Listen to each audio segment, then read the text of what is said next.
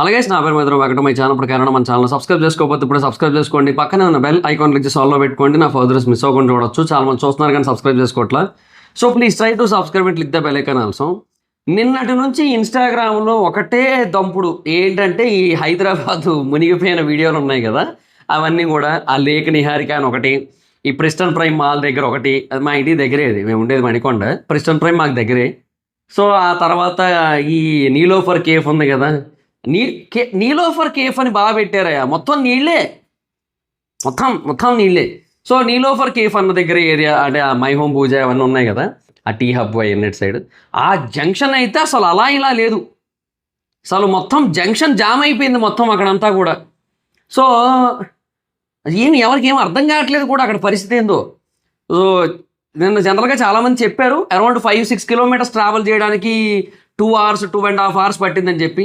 And ఆ రికార్డ్ని మళ్ళీ break చేయకూడదని మనస్ఫూర్తిగా కోరుకుంటున్నాను నేనైతే, వాళ్ళందరూ కూడా. సో ఈ హైదరాబాదు ఎందుకు ఇట్లా తయారైంది అంటే, ఒక గంటే పడింది వర్షం గట్టిగా మాట్లాడుకుంటే, అంటే బీభత్సంగా పడింది. సో జనరల్గా వర్షం ఎప్పుడు మొదలైందంటే 4:30 దగ్గరలో మొదలైంది. అதாவது కొంచెం చిన్నగా పడింది, తర్వాత బాగా అందుకున్నదైతే 4:50 ఆ టైంకి అందుకుంది, తర్వాత 5:50 దాకా గట్టిగా పడింది. మళ్ళీ ఆ తర్వాత కొంచెం స్లో అయింది, కానీ మళ్ళీ ఇంకొక 20 minutes కంటిన్యూ మెల్లిమెల్లిగా కొంచెం చిన్నగా పడుతూ వచ్చిందనమాట. సో ఆల్మోస్ట్ ఒక 2 గంటలు పడింది, బట్ భారీగా పడిన వర్షం అయితే గంట, బట్ ఆ తర్వాత కూడా కంటిన్యూ అయింది. సో ఈ గంటన్నర వర్షానికి హైదరాబాదులో సముద్రం పుట్టింది, ఎక్కడికక్కడ చెరువులు పుట్టినాయి. అసలు బేసిక్గా హైడ్రా అవసరం లేకుండా చెరువుల పునరుద్ధరణ జరిగింది. చాలా చోట్ల చెరువులు ఏవైతే ఉండాల్సిన ప్లేస్ ఉందో ఆ ప్లేస్లోకి నీళ్ళు వచ్చి చేరినాయి, అదే జరిగింది. సో చెరువులు బీభత్సంగా ఫామ్ అయినాయి. సముద్రపు అలలు ఒకటి వెహికల్ ఏదైనా వెళ్తుందంటే అలలు బేసిక్గా ఇంకా సముద్రం రేంజ్లో వస్తున్నాయి అలలు అక్కడ. సో ఆ లెవెల్లో వాటర్ అయితే ఫామ్ అయిపోయింది. ఎందుకు హైదరాబాద్కి ఇంత వరస్ట్గా ఉంది సిచ్యువేషన్? జనరల్గా హైదరాబాద్ డ్రైనేజ్ సిస్టమ్ గురించి ఎప్పటి నుంచో అందరికీ తెలిసిందే, అయినా మళ్ళీ చెప్తారు. So Hyderabad drainage system Nizam నవాబు టైంలో అప్పటి హైదరాబాద్ జనాభా 2 లక్షలు అయితే ఫర్దర్గా ఒక 10 లక్షల జనాభా కూడా వెళ్ళొచ్చు హైదరాబాద్ అని చెప్పి అనుకొని ఆలోచించి 10 లక్షల మంది జనాభాకి తగ్గట్టుగా ఒక డ్రైనేజ్ సిస్టమ్ని అయితే ఏర్పాటు చేసుకున్నారు, రైట్? సో ఈ డ్రైనేజ్ సిస్టమ్ని ఏర్పాటు చేసుకొని అదేమంటారు, అప్పట్లో బాగానే ఉన్నారు, ఎందుకంటే 10 లక్షల జనాభా పెరిగినంత వరకు మనకి ఇబ్బంది రాలేదు.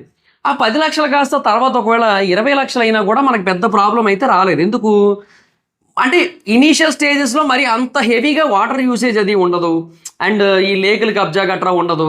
సో చెరువులు కబ్జాలు చేస్తేనే కదా నీళ్ళు ఎటర్లలో తెలియక ఇళ్లలోకి వెళ్తుంటాయి. సో ఏమీ లేవు, హైదరాబాద్లో రియల్ ఎస్టేట్ అంతలా డెవలప్ కాలేదు అప్పట్లో. ఇవన్నీ ఉండడం వల్ల ఇనీషియల్గా అంతా బాగానే ఉంది, అన్ని కొండలు గుట్టలు తుప్పలు ఉండేవి. ఇప్పుడు ఈ గచ్చిబౌలి ఏదైతే ఉండేదో బేసిక్గా ఒకప్పుడు 25 ఏళ్ల నుంచి ఒక అతను అక్కడ ఉంటున్నాడట. అంటే నా అంతకుముందు జేబీ కాలనీలో ఉండేవాడి గచ్చిబౌలిలో. ఆయన నాకు ఏం చెప్పేవాడంటే, ఏం ఉండేది కాదన్నా, నేను ఇక్కడికి వచ్చిన కొత్తలో అయితే అన్నీ తుప్పలు తప్ప ఏం ఉండేది కాదు, ఇప్పుడు చూస్తేనేమో అన్ని పెద్ద పెద్ద బిల్డింగులు లేచిపోయినాయి, ఏం చెప్తాంలే అంతే. ఇంకా అప్పట్లో ఏంటంటే చాలా దారుణంగా ఉండేదిలే, కొన్ని దారుణాలు చేయడానికి వచ్చేటోళ్ళు ఇక్కడికి అని చెప్పాడు. అవన్నీ ఎందుకు లేడు కానీ ఇప్పుడు, బట్ అవి చెప్పాడు ఆయన. సో అలాంటి స్టేజ్ నుంచి ఇప్పుడు ఈ స్టేజ్కి వెళ్ళిపోయింది కాబట్టి జనాలు పెరిగిపోయారు, కబ్జాలు పెరిగిపోయినాయి, నీళ్ళకి ఎటెళ్లలో దారి తిని తెలియక ఇప్పుడు ఇళ్లలోకి కాలనీల్లోకి ఇలాగ వచ్చేస్తుంది అనమాట. సో ఈ ఎక్కడికక్కడ సముద్రాలు ఫామ్ అవుతున్నాయి. సో అంతా ఓకే, కానీ ఇప్పటికీ కూడా డ్రైనేజ్ సిస్టమ్ బెటర్ చేయలేదు. పోనీ సరే, నిజాం ప్రభుత్వం కాలంలో గచ్చిబౌలి లేదు, నిజాం ప్రభుత్వం కాలంలో తెల్లాపూర్ లేదు, నిజాం ప్రభుత్వం కాలంలో హైటెక్ సిటీ లేదు, నిజాం కాలం టైంలో సైబర్ సిటీ లేదు, సైబరాబాద్ లేదు, ఏది లేదు. ఏవైతే ఇప్పుడు మెయిన్ పెద్ద పెద్ద సిటీస్ ఉన్నాయో అవి ఏవి కూడా నిజాం ప్రభుత్వం కాలంలో లేవు. సో వాళ్ళు అప్పట్లో ఏదైతే డ్రైనేజ్ సిస్టమ్ క్రియేట్ చేశారో దాన్ని వీళ్ళు మధ్యలో కనీసం ఒక్కసారి కూడా మార్చలేదు. సరే ఓకే, ఎగ్జిస్టెడ్ సిటీస్ ఏవైతే ఉన్నాయో, అంటే ఎగ్జిస్టెడ్ కాలనీస్ ఏవైతే ఉన్నాయో వాటిల్లో మార్చలేదు అంటే ఒక అర్థం ఉంది. కానీ కొత్తగా ఏర్పాటు చేసిన ప్రాంతాల్లో కూడా వరస్ట్ డ్రైనేజ్ సిస్టమ్ తెలుసా? ఇప్పుడు కూడా నేను మా మలకం చెరువు పక్క నుంచి వెళ్తుంటే ఎక్కడికక్కడ నీళ్లు స్టక్ అయిపోయి ఉన్నాయి. నిన్న సాయంత్రం పడిన వర్షం తాలూకు ఎఫెక్ట్ అది. ఆ నీళ్ళు ఎటెళ్ళాలో తెలియట్లే, ఎండ బాగా కాసి మళ్ళీ ఆ నీళ్లు ఎండిపోతే తప్ప ఆ నీళ్లు నార్మల్ అవ్వట్లేదు, అర్థమైందా? సో ఇక్కడ ప్రాబ్లం ఏంటి, ఈ వర్షాన్ని ఎవరు కూడా ఆపలేరు, అది ఓకే. బట్ ఆ వర్షం పడిన తర్వాత ఆ నీళ్లు యాజ్ క్విక్ యాజ్ పాసిబుల్ భూమి లోపలికి వెళ్ళిపోయేలాగా ఇంకుడు గుంతల కాన్సెప్ట్ కానీ ఏమీ లేవు, ఏం లేవు. ఇళ్లలో కట్టాలంటారు, అది కూడా కాదు, రోడ్ల మీద కూడా కట్టాల్సి ఉంటుంది. ఆ డ్రైనేజీల మ్యాన్ హోల్స్ తీస్తే కానీ నీళ్ళు లోపలికి వెళ్ళవు. అది ఏం సిస్టమ్, అది నాకు అర్థం కాక అడుగుతున్నా. కొత్తగా ఏర్పాటు చేసిన ఏరియాల్లో కూడా పోనీ అంతకుముందు అంటే పోనీ హైదరాబాద్ బేసిక్గా ఉమ్మడి ఆంధ్రప్రదేశ్లో ఉండేది. ఆ తర్వాత అప్పట్లో బేసిక్గా ఇంకా అన్నిటి గురించి ఆలోచించే క్రమంలో ఒక రాష్ట్ర ముఖ్యమంత్రి అప్పట్లో, ఇప్పుడు 2 రాష్ట్రాల గురించి ఆలోచించాలి ఇప్పుడు లెక్క ప్రకారం, ఆంధ్ర తెలంగాణ. సరే పోనీ వీటి వల్ల ఏదో కారణాల చేత చంద్రబాబు నాయుడు గారు, వైఎస్ రాజశేఖర రెడ్డి గారు, లేదా తర్వాత కిరణ్ కుమార్ రెడ్డి గారు, రోసయ్య గారు, వీళ్ళంతా ఉన్నారు. సో వీళ్ళందరూ కూడా సరే ఏదో ఇగ్నోర్ చేశారు అనుకుందాం హైదరాబాద్ డ్రైనేజ్ సిస్టమ్ని. What about after Telangana form అయిన తర్వాత ఈ 2 టర్ముల్లో బీఆర్ఎస్ పార్టీ ఉంది. వాళ్ళు ఏం చేశారో తెలియదు, వాళ్ళు ఇప్పుడు వరకు పట్టించుకోలే. రేవంత్ రెడ్డి గారు మొన్న వచ్చి మనం బెంగళూరు, చెన్నై, ముంబై వీటితో పోటీ పడట్లేదు, మనం పోటీ పడుతున్నది డైరెక్ట్గా వీళ్ళతో అని చెప్తున్నారు. అంటే ఎవరితో, చైనానా జపాన్తో పోటీ పడుతున్నాం అని చెప్పారు. నాకు అసలు ఏమనాలో అర్థం కాలేదు నాకు ఇది చూసిన తర్వాత. అంటే చైనాలో ఉన్న లేక్స్, జపాన్లో ఉన్న లేక్స్తో పోటీ పడుతూ నార్మల్ కాలనీస్ని కూడా లేక్స్గా మార్చిపోతున్నారా ఏది మరి నాకు అర్థం కాలేదు. సో అందరికందరూ అంతే. మొన్న కవిత గారు వచ్చి అమరావతి కోసం మాట్లాడుతూ అది మునిగిపోద్ది అది ఇది అన్నారు. అది ఏమో వర్షం పడితే మునిగిపోవడం సంగతి దేవుడు ఎరిగింది. గంట వర్షం పడితే హైదరాబాద్ కల్లోలం అయిపోయింది నిన్న. అంటే కవిత గారు ఎందుకు ఇప్పుడు మరి కాంగ్రెస్ కదా అధికారంలో ఉందంటే, మరి 10 ఏళ్ళు వాళ్ళు ఉన్నారు కదా, 10 ఏళ్ళు వాళ్ళు అధికారంలో ఉన్నారు. వాళ్ళు ఉన్నదే చాలా ఎక్కువ గట్టిగా మాట్లాడుకుంటే. రేవంత్ రెడ్డి గారు వచ్చి మహా అయితే హార్డ్లీ 2.5 సంవత్సరాలు అవుతుంది అంతే కదా, 2023 డిసెంబర్లో వచ్చినట్టున్నారు, నవంబర్లోనూ అంతే. సో 2.5 years అయింది. సో 2.5 yearsలో ఆయన నుంచి మనం ఓకే కొంత ఎక్స్పెక్ట్ చేయొచ్చు. బట్ అసలు బేసిక్గా ఆయన దీని గురించి పట్టించుకున్న ఫీలింగ్ అయితే లేదు, అండ్ జెన్యున్గా చెప్పుకోవాలనుకుంటే. But at the same time కంప్లీట్గా రేవంత్ రెడ్డి గారిని, కాంగ్రెస్ని కూడా బ్లేమ్ చేయలేము. ఎందుకంటే అంతకుముందు 10 టర్ములు వాళ్ళు ఉన్నారు కాబట్టి వాళ్ళే ఇంకా బెటర్గా చేయడానికి అవకాశం ఉంది. ఈయన కంటే 4 రెట్లు ఎక్కువ రూలింగ్ చేశారు వాళ్ళు. సో అప్పుడు బెటర్. పైగా ఇంకో ట్విస్ట్ ఏంటంటే బేసిక్గా హైదరాబాద్ మీద ఎక్కువ ఫోకస్ ఉండేది కేసీఆర్ గారికి, కేటీఆర్ గారికి. ఎందుకంటే ఆయన ఉన్నప్పుడు, కేసీఆర్ గారు సీఎంగా ఉన్నప్పుడు, బీఆర్ఎస్ ఉన్నప్పుడు, అది అప్పుడు టీఆర్ఎస్ లేండి, తర్వాత బీఆర్ఎస్ అయింది.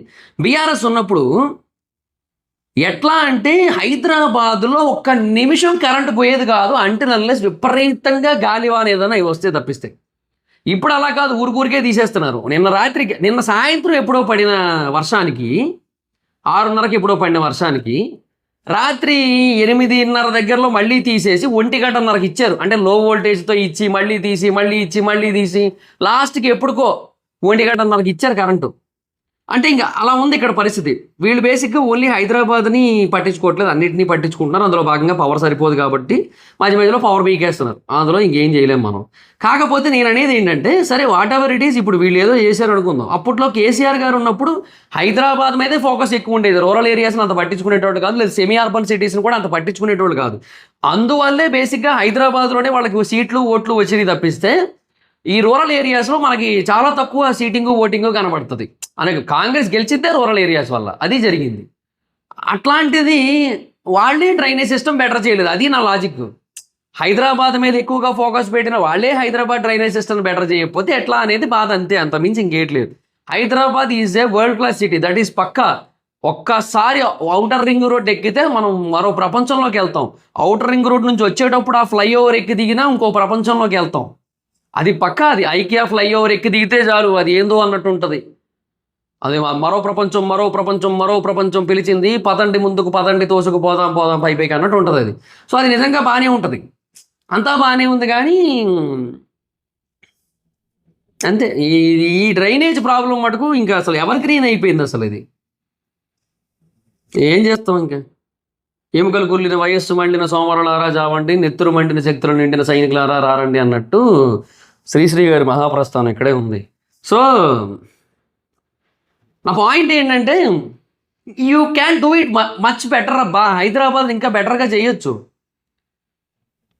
ఈ ఎముకలు కుళ్ళిన వయస్సు మండిన సోమరులాగా అయిపోయింది హైదరాబాద్ డ్రైనేజ్ సిస్టమ్. నెత్తురు మండిన శక్తులు నిండిన సైనికుల్లాగా ఉండాల్సింది, కానీ అలా లేదు. అది మ్యాటర్స్. ఒక డ్రైనేజ్ ఇట్లా వర్షం పడితే 5 నిమిషాల్లో వాటర్ వెళ్ళిపోవాలి కిందకి. చాలా కంట్రీస్లో అలాగే ఉంటుంది, డెవలప్డ్ నేషన్స్లో. మనది ఏంటంటే స్టిల్ డెవలపింగ్. ఒక 100 ఏళ్ల తర్వాత అయినా మనం డెవలపింగ్ నేషనే. డెవలప్డ్ కంట్రీగా మనకు మనం చెప్పుకోలేం. ఇట్లా ఉంటే ఏటి చెప్పుకుంటాం? ఈ విజువల్ చూస్తారు ఎవరైనా. ఇదేం డెవలప్ అంటే నేనేమంటానంటే అట్లాంటి డెవలప్డ్ నేషన్స్‌లో కూడా అన్ని చోట్ల అద్భుతంగా ఉంటాయి నేనన్ను. రోడ్లు బాగుంటాయి నేనన్ను. తర్వాత డ్రైనేజ్ సిస్టమ్ 100% బెటర్ ఉంటదని నేనన్ను. అమెరికాలో కూడా బొచ్చెడు ప్రాబ్లమ్స్ ఉంటాయి. అమెరికాలో కూడా రోడ్లు చెండాలంగా ఉంటాయి చాలా చోట్ల. అమెరికాలో కూడా హోమ్‌లెస్ పీపుల్ బోలెడు మంది ఉంటారు. అమెరికాలో కూడా డ్రైనేజ్ సిస్టమ్ వరస్ట్‌గానే ఉంటది కొన్ని ఏరియాల్లో. కాకపోతే ఏంటంటే దాన్ని సాల్వ్ చేయడం ఈజీ అక్కడ. ఓకే. అమెరికాలో సాల్వింగ్ ఈజీ. ఇప్పుడు ఎక్కడైనా వాటర్ బాగా స్టక్ అయిపోయిందంటే దాన్ని సాల్వ్ చేయడం ఈజీ. 5 నిమిషాల్లో సాల్వ్ చేయొచ్చు. ఏది ఇక 911 కాల్ చేసినా వస్తారు. 911 కాల్ చేసి ఇట్లా ఈ ప్రాబ్లమ్ అయిందని చెప్పినా కూడా వస్తారు. సో జనరల్‌గా నేను అంటుంది ఏంటంటే అది ఈవెన్ నార్మల్ పీపుల్ కూడా అందుకే అక్కడ కొన్ని కుక్కేలు లాంటివి పెట్టుకుంటారు ఐరన్‌వి. అక్కడ ఒక గ్రిల్ లాగా ఉంటది. ఆ గ్రిల్ బయటికి తీస్తే చాలు మొత్తం వాటర్ అంతా వెళ్ళిపోద్ది. మనం ఇక్కడ అలా తీయగలమా? అవ్వదు. ఏవి ఎక్కడ ఉంటాయి? మార్కింగ్స్ ఉంటాయా మన దగ్గర? ఇక్కడ మ్యాన్ హోల్ ఉంటది అని చెప్పి ఎక్కడైనా మార్కింగ్ ఉందా? లేదు. మ్యాన్ హోల్ డైరెక్షన్స్ ఏమైనా ఉంటాయా? ఉండదు. ఏం తెలవదు మనకి. ఏమీ ఉండదు మన దగ్గర. సో ఇయన్నీ లేక మనం చేయలేకపోతుంటాం. మన దగ్గర సొల్యూషన్ కూడా లేదు. చెప్పానా మలకం చెరువు బయటకెళ్తే ఇవాళ ఎన్ని మొత్తం ఆ ఎడ్జ్‌లంతా ఫుల్ వాటర్ ఉంది. రోడ్డుకి ఈ చివరి నుంచి మాత్రమే రాగలుగుతున్నాం బైకులేసుకొని. కారైతే ఇంక అసలు దాంట్లోంచి వెళ్ళడమే ఇంక వేరే దారి లేదు. అని నేను అంటుంది అది. ఇదంతా ఎండ విపరీతంగా కాస్తే తప్ప డ్రై అయ్యేలా లేదనమాట మొత్తం పరిస్థితి. అది ఎట్లా?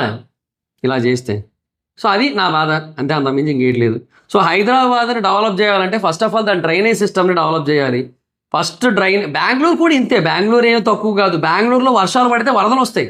అంతకుముందు ఇప్పుడు హైదరాబాద్‌లో కూడా వచ్చినాయి. చెన్నైలో విపరీతంగా వస్తాయి వర్షాలు కనుక పడితే. నేనేమంటున్నానంటే we are not even competing with Bengaluru and Chennai and Mumbai అన్నప్పుడు ఫస్ట్ వీటికంటే మనం బెటర్ అయ్యి తర్వాత షాంఘై, బీజింగ్ వీటితో కంపేర్ చేసుకొని టోక్యో వాటితో కంపేర్ చేసుకొని అవన్నీ చేసుకోవచ్చు. ఆలు లేదు సూలు లేదు కొడుకు పేరు సోమలింగం అన్నట్టు ఇక్కడే లోకల్ సిటీ మన ఇండియన్ సిటీలతోనే మనం కంపీట్ చేయలేకపోతున్నాం. ఇండియన్ సిటీలతోనే సమానంగా ఉంటుంది మన ప్రాబ్లమ్స్. మనం ఇంకా గ్లోబల్ స్టేజ్ గురించి ఎందుకు ఆలోచించడం అనేది నా వెర్షన్ అంతే. అంత మించి ఇంకేట్లేదు. సో అది మరి సిచ్యువేషన్. సో లెట్స్ సీ చూద్దాం ఏంటో మరి ఇంకా ఎప్పటికి దీనికి ఒక సొల్యూషన్ తెస్తారో. మోస్ట్లీ నన్ను అడిగితే చెరువుల వల్ల కూడా కాదబ్బా, డ్రైనేజ్ సిస్టమ్ని ఇంప్రూవ్ చేయాలి. డ్రైనేజ్ సిస్టమ్ని ఎంత బెటర్ చేస్తే అంత మంచిది. ఇంకోటి ఈ మల్కం చెరువు చుట్టూ ఉన్న రోడ్డుకు కూడా వాటర్ చెరువులోకి వెళ్ళడానికి దారి లేదు. అందుకే ఆ రోడ్డు దగ్గర స్టక్ అయిపోయింది. ఇంకా చెరువు ఉండే ఎట్లా లాభం? వర్షం పైనుంచి పడిన చుక్కలు చెరువుల్లో పడ్డానికి. ఎందుకది ఎడి చేసుకోవడానికి ఏందో. సర్లే అది మరి ఇది guys matter. So Hyderabad drainage system మీద మీ అభిప్రాయం ఏంటనేది కింద కామెంట్ సెక్షన్లో చెప్పండి. వీడియో మీకు నచ్చితే లైక్ చేసి వీడియో షేర్ చేయనప్పుడు కానీ మన ఛానల్ సబ్స్క్రైబ్ చేసుకోకపోతే ఇప్పుడే సబ్స్క్రైబ్ చేసుకోండి. పక్కనే ఉన్న బెల్ ఐకాన్ క్లిక్ సాల్వ్ పెట్టుకోండి. నా ఫర్దర్ వీడియోస్ మిస్ అవ్వకుండా చూడొచ్చు. చాలా మంది చూస్తారు కానీ సబ్స్క్రైబ్ చేసుకోవట్లేదు. So please try to subscribe click the bell icon also. నా ఇన్స్టాగ్రామ్ ఐడి జోర్స్ మీద మాకు కూడా వచ్చి ఫాలో వచ్చు. Thank you so much. బాగా వీడియో నెక్స్ట్ వీడియో బాయ్.